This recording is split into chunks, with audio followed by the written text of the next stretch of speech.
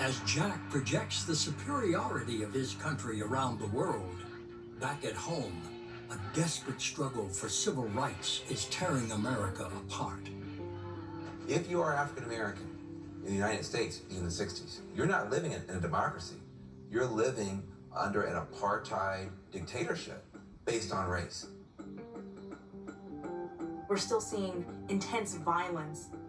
Lynching is still the reality. If you were black, you couldn't vote. You couldn't buy property. You couldn't go certain places. I said, I'm sorry, our management does not allow us to serve niggers in here. While JFK is looking at the moon and stars, you see real hypocrisy and contradiction. How can the United States be a democracy if its citizens are killing, are hurting, are hospitalizing its other citizens? But in the spring of 1961, John F. Kennedy and his brother, Robert, didn't care that much about civil rights. Jack and Bobby Kennedy grew up rich and privileged. They never saw any African Americans other than people who waited on tables. So they didn't get the just terrible, terrible prejudice of Southern whites against blacks. They were worried about Russia. They were worried about the Cold War, about the big game as they saw it. And they were afraid that the civil rights struggle would somehow distract or deflect from the main event. Many are saying enough is enough. They want the president to take action against the brutal oppression that so many African Americans are forced to endure. In the South, blacks could not ride on the same buses, or at least at the front of the bus, with whites. So in late May of 1961, there were these young black and white students who decided that they were going to integrate the interstate bus system in America. They called themselves the Freedom Riders.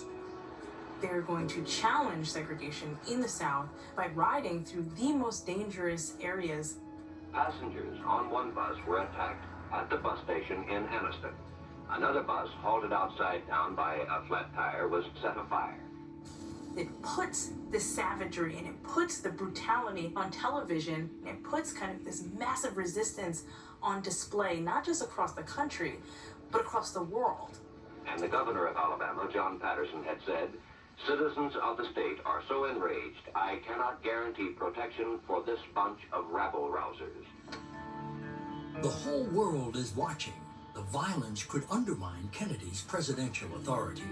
JFK says, get them off the buses. Stop them from demonstrating. Jack does not want to back the protesters. Supporting civil rights would make him very unpopular with Southern Democrats. Let's not forget, the South is solidly Democratic. They call them Dixiecrats, but they were Democrats. So a big part of the power base for the Kennedys rests in the South.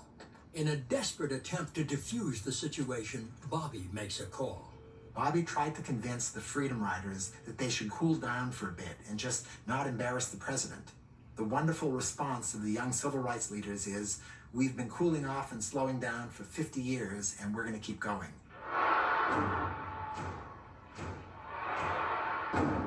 Civil rights leader, the Reverend Dr. Martin Luther King Jr. arrives in Montgomery, Alabama, to join the assembly. The church is soon surrounded by an angry mob of 3,000 Southern whites. There's a risk they're going to burn the church down. And King calls the Attorney General in Washington and says, I need your help. Hundreds of lives are in danger.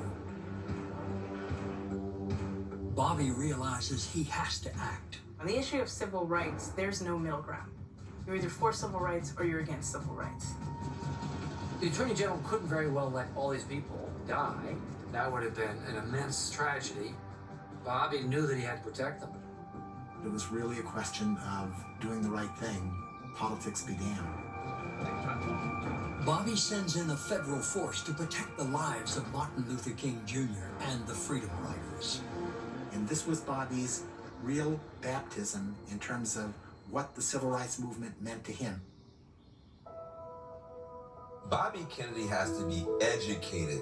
He doesn't come to the civil rights struggle with anything much different than any other wealthy white man of privilege would. But after the Freedom Riders, Bobby went from wanting to have nothing to do with the civil rights movement to feeling that he had to play a role.